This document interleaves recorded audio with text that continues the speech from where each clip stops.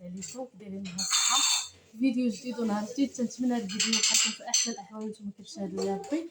اليوم ان شاء الله جيت نشارك معكم التقديه ديالي، حيت انا ما تقديتش في الاول رمضان، حتى دابا عاد تقديت. المهم غنشارك معكم السخيره ديالي اللي شريت. هنا كما تشوفوا خديت 5 كيلو ديال السكر باش البنات ما نبقاش كل ساعه خارجه باش نشري في السكر. خديت 5 كيلو. وهنا خديت باكيه ديال سليم ديال 6 كما تشوفوا.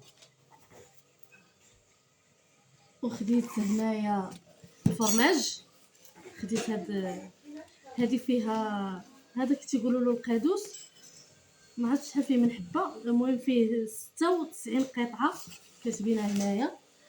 خديت هذا ديال اوني ديال الماعن، خديت شامبان كما تشوفوا. خديت التقديه ديال الشهر وصافي اللي غتقدنا. خديت حك ديال مطيشه، خديت الخل، خديت مايونيز، خديت البنات غير على قد جهدي. خديت اللي قديت عليها خديتها، هذا خديته صغير. خديت لاصوص انجيريان، وخديت الكيتشوب، خديت الطون، خديت هادو من 3 القطع ثلاثه ما عرفتش هي، وخديت وحده كبيره. خديت هذا الفرماج ثلاثه طيبنا بها. خديت هذه الفرماج كما تشوفوا. خديت الخميره، خديت الفرماج احمر حتى هو خديت البنات غير اللي قديت عليه كما قلت لكم. خديت نيسكافي، خديت اتاي كما تشوفوا. خديت البيض، خديت كاشير،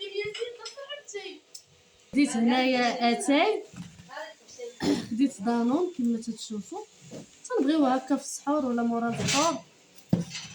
خديت هاد لاصوص هادي اللي تنديرو مع البطاطا و داكشي. خديت الذره ميز، خديت جوج وحده درناها في الشلاضه. خديت الشيته ديال السنان، خديت جوج. خديت سينيار، خديت العسل كما تشوفوا هو هذا. وهنايا خديت التيد، هذا التيد. خديت جوج باكيات. وخديت هاد الخنشه ديال فينو، وخديت خنشه ديال الزرع. هاد الخنشه غير ديال 5 كيلو 5 كيلو البنات كما قلت لكم، انا غنمشي على قد جهدي.